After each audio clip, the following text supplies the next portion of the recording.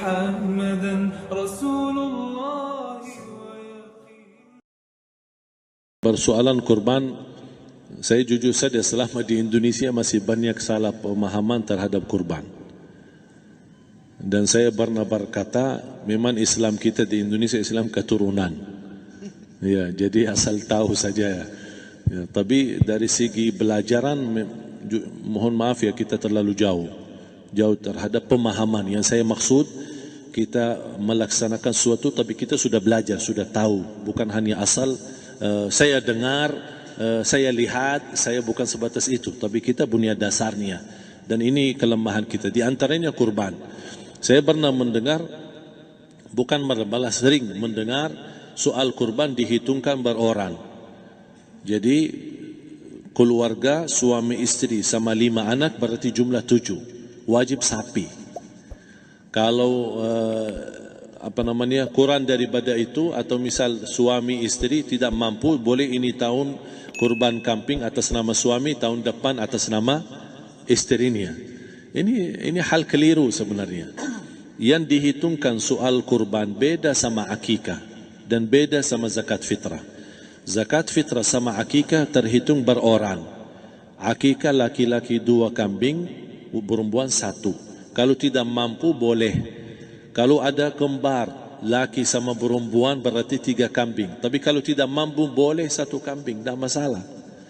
Dan tidak ada istilah sekarang saya kurban tapi nanti sisanya seolah-olah ada hutang sama Allah. Sesuai kemampuan kita. Di antaranya kurban. Kurban hitungannya berkeluarga, bukan beroran. Buktinya Rasulullah SAW dan juga cerita Nabi Ibrahim. Ketika Nabi Ibrahim mau sembelih Nabi Ismail, Allah turunkan apa? Mengganti sembelihan Nabi Ismail dengan ekor kambing dari surga. Berapa ekor kambing? 1. Padahal Nabi Ibrahim punya istri 2 dan anak. Ada istri Siti Hajar dan Sarah. Kemudian anaknya Ismail dan Ishak. Berarti semuanya berapa? 5. Kenapa Allah tidak turunkan 5 ekor kambing? Karena hitungannya memang 1 keluarga. Yang kedua, Rasul sendiri sembelih 2 kambing. Pertama, Bismillah atas nama Muhammad dan keluarga Nabi Muhammad. Padahal kita tahu keluarga Nabi Muhammad SAW termasuk keluarga besar. 11 istri, belum lagi anaknya, laki-laki sama perempuan. Ada yang hidup maupun sudah mati. Sudah termasuk semua. Yang hidup maupun mati. Yang kedua, Rasul sembelihan yang kedua atas namaku dan umatku. Umat ini berapa miliar? Cuma 1 ekor kambing. Kenapa Rasulullah SAW berkurban atas nama dirinya dan umatnya? Saya mengambil salah satu di sini tanda sayangnya Rasul kepada umatnya. Jadi saya selalu berkata, orang miskin yang tidak mampu berkurban seharusnya bangga di hari kurban. Karena Rasul sudah kurbankan duluan atas nama dia. Jadi terima kasih ya Rasulullah, ingatkan kita. Yang kita tidak mampu, Rasul sudah. Bahkan kalau Rasul sudah kurban atas nama umatnya yang tidak mampu, berarti sudah terkabul. Kita aja belum tahu kabul atau tidak kalau kita berkurban. Tapi kalau Rasul sudah terjamin makbul. Oleh sebab itu, hitungan kurban itu adalah 1 keluarga. Misal, bapa punya istri, punya anak. Itu kalau mampu sapi silahkan. Mampu 1000 sapi silahkan. Kalau soal kemampuan tidak ada masalah. Tapi kalau soal kewajiban, tidak ada wajib lebih daripada 1 ekor kambing. 1 ekor kambing. Misal, kalau bapa punya istri 4. Misal. Cuman ini misal. Ya. Istrinya 4. Setiap istri anaknya 10. Berarti jumlah berapa? Anak 40, istri 4, berarti 44, sama bapa 45. Wajib 1 ekor kambing saja. Cukup untuk semua ini. Tapi kalau soal mampu, ya silahkan. Mau 1000 kambing boleh, mau 1000 sapi boleh. Tidak ada yang melarang kalau soal kemampuan. Dan kalau kita mau sembelih, Bismillah atas namaku dan keluarga. Tidak perlu bawa data-data nama keluarga. Jadi disebutkan tukang sembelihnya ada capek menunggu sambil sebutkan nama-nama. Tidak perlu. Udah Bismillah atas namaku dan keluarga. Termasuk kata atas namaku dan keluarga, termasuk orang tua yang sudah meninggal. Termasuk orang tua yang karena kita adalah hasil daripada orang tua. Itu sudah termasuk, tidak perlu kita sebutkan.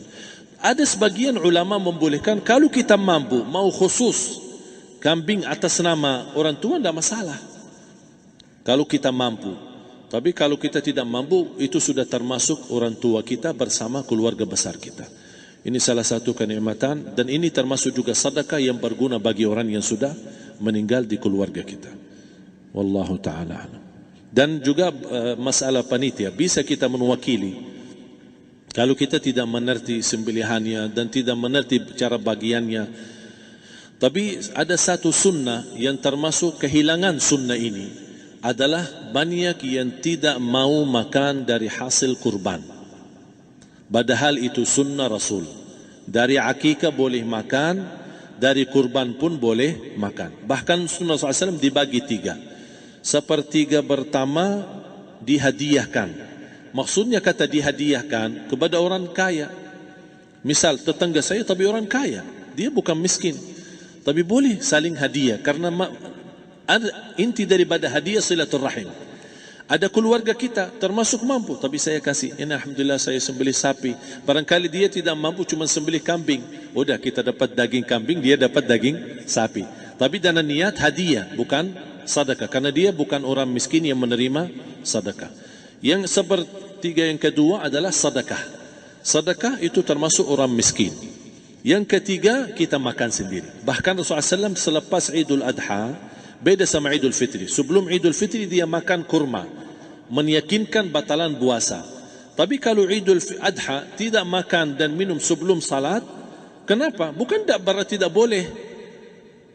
Tapi Rasulullah SAW ingin pertama pembukaannya, buka sarapannya atau makan di pagi harinya selepas Idul Adha adalah dari hasil sembelihan kambing itu atau dari kurban. Jadi kita sebagian sedikit. Tapi kalau kita merasa alhamdulillah rezeki saya banyak di rumah, alhamdulillah banyak ada makanan, mau sedekahin semuanya, semua mau sedekahin, tidak masalah. Tapi yang saya maksud, kenapa tidak kita sekali-kali hidupkan sunnah Rasul? Jadi sebagian, walaupun ada sebagian sedikit lah, buat istilahnya sama sedikit porsi nasi atau apa, karena kita berhak sebagai kita kurbankan lillahi ta'ala, kita berhak menikmati kurban ini yang lillahi ta'ala supaya kita mendapatkan keberkahannya, bukan hanya orang lain. Terus yang kedua ada masalah pembayaran. Kalau kita wakili panitia, boleh kita pesan sama panitia, tolong sedikit dari kurban saya minta buat saya makan. Itu tidak masalah, kita boleh minta. Dan boleh kita wakili, tapi kita tolong ingatkan, tidak boleh pembayaran hasil sembelihan itu dari kulitnya. Ini menjadi salah satu persoalan di Indonesia. Banyak tukang sembelih datang, ketika kita tawarkan untuk sembelih ini, berapa pak? Oh tidak apa-apa, kasih aja kulitnya sama kepalanya. Jangan anda setuju, jangan anda terima. Oh maaf saya tidak bisa. Bapak berapa ongkos sembelihannya? Kita harus sepakat dulu. Tidak, saya ikhlas, tidak apa-apa, seikhlasnya. Tapi yang penting kepalanya sama kulitnya. Itu aja yang saya minta, yang lain tidak apa-apa. Tidak boleh. Tidak boleh. Kenapa? Karena ini kurban. Kata kurban berarti lillahi ta'ala, bukan untuk jual beli. Kalau kita sudah bayar dari bagian kurban, berarti bukan lillahi ta'ala. Harus kita jaga amalan itu. Tapi bagaimana cara jalan keluarnya? Kita harus sepakat, ijab kabul. Sepakat dulu, Pak, saya udah begini, saya kasih untuk sembelihan 50.000. Bapak setuju? Ya udah setuju. Selesai kan? Sudah sembelih, sudah potong, sudah semua. Lepas ini semua kita kasih ongkos 50.000 ongkos sembelihannya. Habis itu, Pak, kulitnya sama kepala hadiah buat Bapak. Itu tidak apa-apa, tidak masalah. Tapi bukan untuk bayar sembelihan. Faham maksud saya? Harus dibedakan supaya jangan sampai amalan kita kurban habis biaya, habis ini malah tidak diterima karena sudah kita bayar sebagian daripada kurban.